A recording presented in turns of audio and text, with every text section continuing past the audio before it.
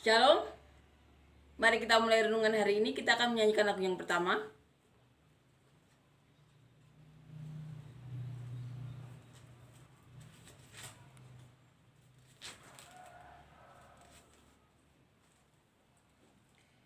Bila engkau tak besertaku,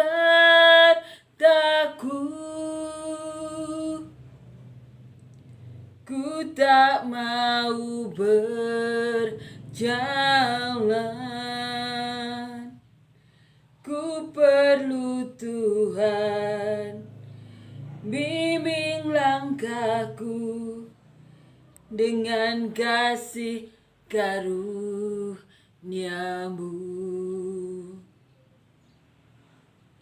Bimbing langkahku setiap waktu, berjalan dalam rohmu. Nyatakan Tuhan kemuliaan-Mu, dan berjalanlah denganku.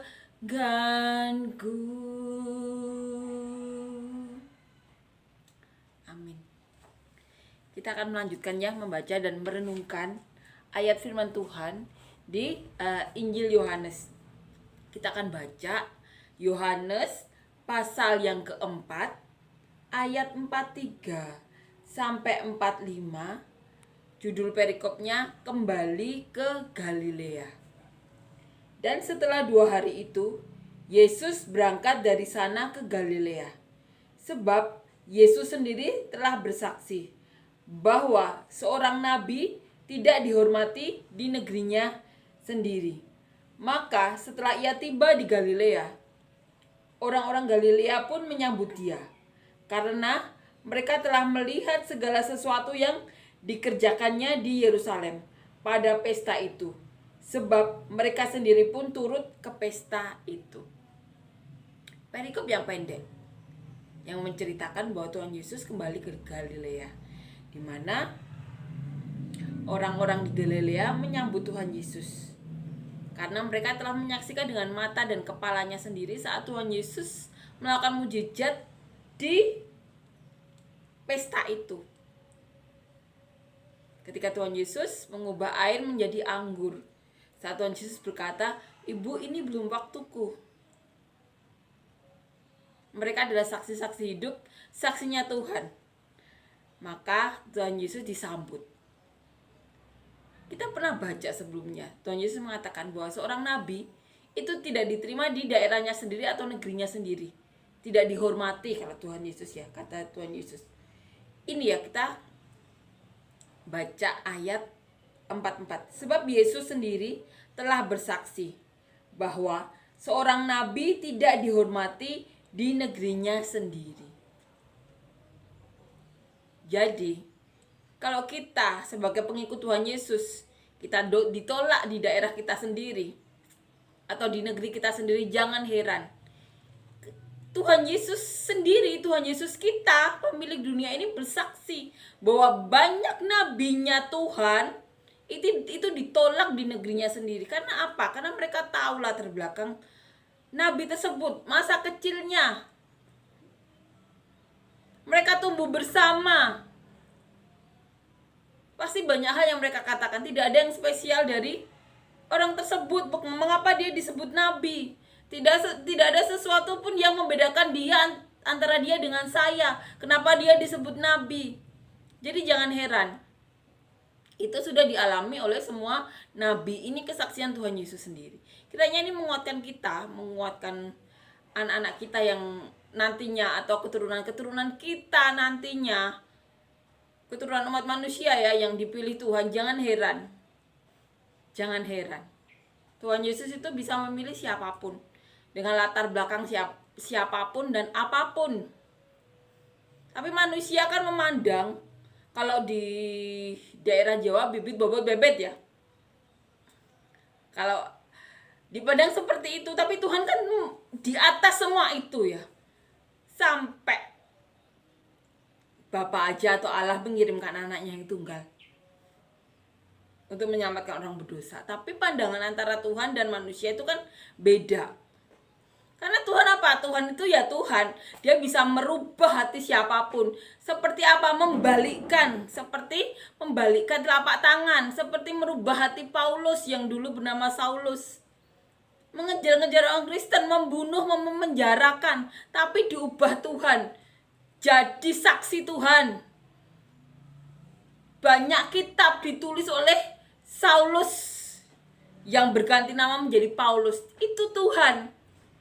Kan manusia ya, hanya manusia ya. Yang Tuhan katakan hanya setitik debu. Tapi Tuhan itu kan Tuhan.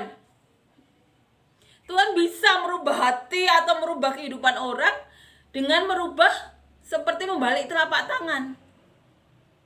Jadi jangan heran, manusia pasti melihat latar belakangnya, kebiasaannya. Dia itu tidak lebih baik dari anak saya. Atau tidak lebih baik dari diri saya. Kenapa dia disebut nabi? Pasti pertanyaan itu dialami oleh semua orang yang dipilih Tuhan. Makanya saat Tuhan Yesus menyelamatkan seseorang ya atau daerah tertentu, dipanggil orang Yahudi, tapi yang diselamatkan orang luar Yahudi itu banyak. Ada yang seperti itu kan, waktu Tuhan Yesus menyelamatkan orang-orang sampai ketika salah satu nabi Tuhan Yesus menurunkan hujan, padahal di daerah Israel juga kekeringan. Itu dialami juga. Tapi ini Tuhan Yesus sendiri yang bersaksi bahwa banyak nabi yang ditolak di daerahnya. Jadi jangan heran. Selalu kuat bersama Tuhan. Wahai semua pengikut Tuhan Yesus, jangan heran kalau terjadi apapun. Itu sudah dialami pendahulu kita. Amin ya.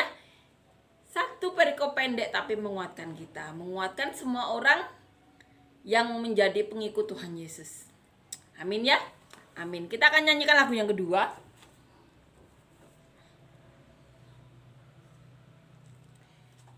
Mulia,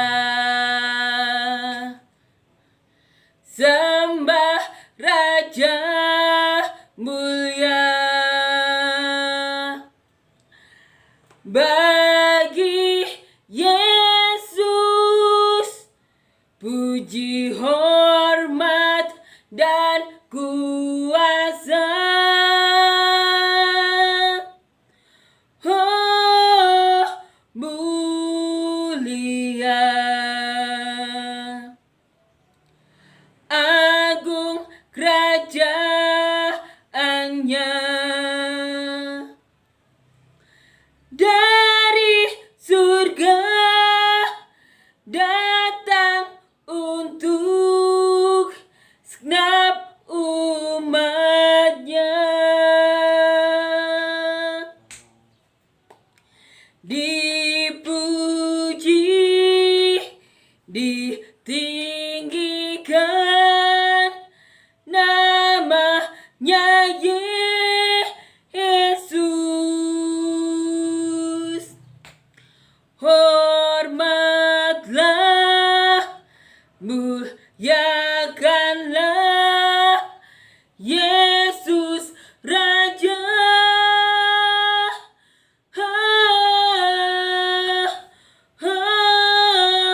Mulia,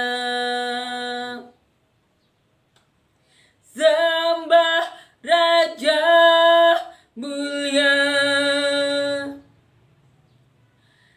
Dia telah mati, dibangkitkan jadi Raja. Amin ya. Amin, puji Tuhan. Amin.